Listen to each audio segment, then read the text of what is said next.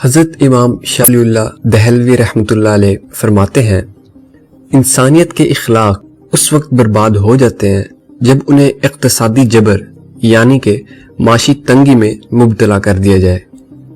شاہ صاحب کی اس سے رہنمائی کی روشنی میں اگر ہم تاریخ اسلام کا مطالعہ کریں تو یہ بات واضح ہوتی ہے کہ اسلام نے اپنے غلبے کے دور میں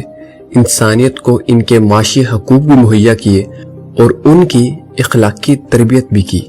ویڈیو شروع ہونے سے پہلے میں دوستوں سے گزارش کروں گا کہ ہمارے چینل عدل ٹی وی کو سبسکرائب کر لیں اور ساتھ بنے بیل آئیکن کو بھی پریس کر لیں تاکہ ہر آنے والی ویڈیو آپ تک پہنچ سکے۔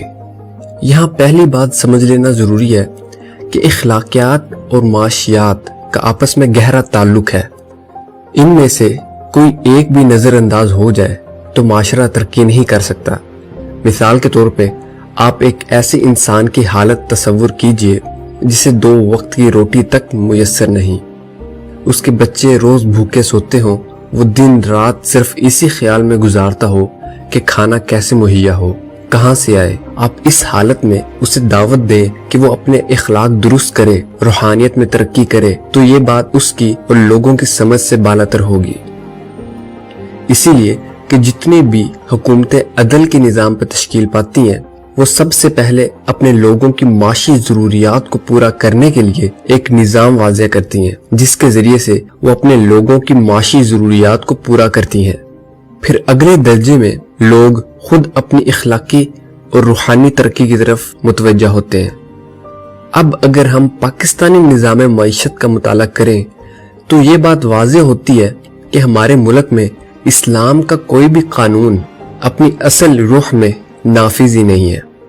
ہمارا معاشی نظام ایڈم سمتھ کا دیا ہوا ہے جس کے بنیادی اصول میں سے یہ ہے کہ سرمایہ ہی سب کچھ ہے، اسے زیادہ سے زیادہ اکٹھا کیا جائے اور اس کو اکٹھا کرنے کے لیے جو بھی درندگی اور ظلم کا رستہ اختیار کرنا پڑے تو اس پر کوئی پابندی نہیں۔ اب ایک نظام جس کی بنیاد ہی سرمایہ کو بلا ضرورت اکٹھا کرنے پر ہو تو وہ کیسے انسانیت کو ترقی دے سکتا ہے اور انسانیت کی اجتماعی ضروریات کو پورا کر سکتا ہے۔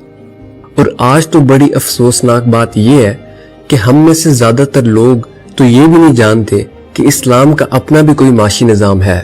حالانکہ اس نے 1000 سال تک انسانیت کی ضروریات کو پورا کیا ہے۔ یہی وہ دور تھا جس میں انسانی اخلاق اعلیٰ معیار پر تھے۔ لیکن آج اگر نوجوان سے پوچھ لیا جائے کہ تمہاری آزادی کی تاریخ کیا ہے تو انہیں سن 40 کا پتہ ہوگا یا سن 47 کا۔ ان کو یہ تک نہیں پتا ہوگا کہ 1857 کیا ہے، 1831 کیا ہے، 1804 کیا ہے، 1803 کیا ہے، 1761 کیا ہے، 1757 کیا ہے، فتوی دارالحرب کس نے دیا، فتوی انسداد جگیرداری کس نے دیا، ہندوستان کی قوموں میں آزادی و حریت کا جذبہ کس نے پیدا کیا، کس طرح ہزاروں علماء کرام نے آزادی کے لیے جام شہادت نوش کیے۔ آج ہماری سب سے بڑی غلط فہمی یہ ہے کہ ہم اسی سرمایہ دارانہ نظام سے یہ امید لگائے بیٹھے ہیں کہ وہ ہمیں معاشی حقوق دے اور ضروریات پوری کرے، جبکہ ہم ظلم کے اس نظام کو بدلنے کے لیے تیار نہیں، اس کے خلاف کوئی مزاحمتی شعور پیدا نہیں کر پا رہے۔ یہی وجہ ہے کہ آج معاشرے میں اخلاقی اور روحانی ترقی پر وعظ و نصیحت کیے جاتے ہیں اور کہا جاتا ہے کہ یہ جو تم پر غربت ہے یہ تو اللہ کی طرف سے تمہاری قسمت ہے،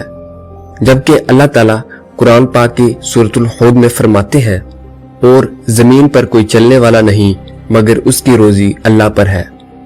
اور اس آیت سے ہمیں سمجھنے میں یہی ملتا ہے جب اللہ تعالیٰ نے تمام مخلوق کا رزق پیدا کر دیا ہے تو پھر مسئلہ اس کی تقسیم میں ہوا ہے نہ کہ پیداوار میں۔ اگر دیکھا جائے تو ابھی 1 مئی گزرا ہے جو مزدوروں کا عالمی دن ہے۔ اس دن میں بجائے اس کے کہ آپ مزدور عوام کے لیے پالیسی بناتے جو مزدوروں کو معاش کی فراہمی میں مددگار ثابت ہوتا، لیکن ہوا یہ کہ روایتی طور پر 1-2 اجلاس بلائے گئے، اس میں بھی وہی روایتی باتیں تھی، لیکن اصل بات تو یہ تھی کہ ایسا نظام بنانے کی بات کی جاتی جس میں وسائل کی مساوی تقسیم یقینی ہو سکے۔ اور پھر بڑا ظلم تو یہ ہے کہ لوگوں کو منبر کے ذریعے سے یہ تسلی دیتے ہیں کہ جو تکلیف تم برداشت کر رہے ہو اس کا اجر تمہیں آخرت میں ملے گا، مطلب کہ تم اس ظلم کے نظام کو اور اس ظلم کو برداشت کرتے جاؤ اور اس کے خلاف کوئی مزاحمت نہ کرو، بس اس کے اجر میں تمہیں آخرت میں جنت مل جائے گی۔ انہوں نے تو ان کی سوچنے کی صلاحیتوں کو ہی مفلوج کر کے رکھ دیا ہے۔ آج ضرورت اس بات کی ہے کہ ہم ایک عادلانہ معاشی نظام قائم کر کے انسانیت کے بنیادی حقوق اور ضروریات پورا کرنے کے لیے فکر مند ہوں۔ پھر اگلے مرحلے میں عام انسانیت اپنی روحانی اور اخلاقی ترقی کی طرف خود متوجہ ہو جائے گی۔ میں ملوں گا آپ سے اگلی ویڈیو میں، تب تک کے لیے خدا حافظ۔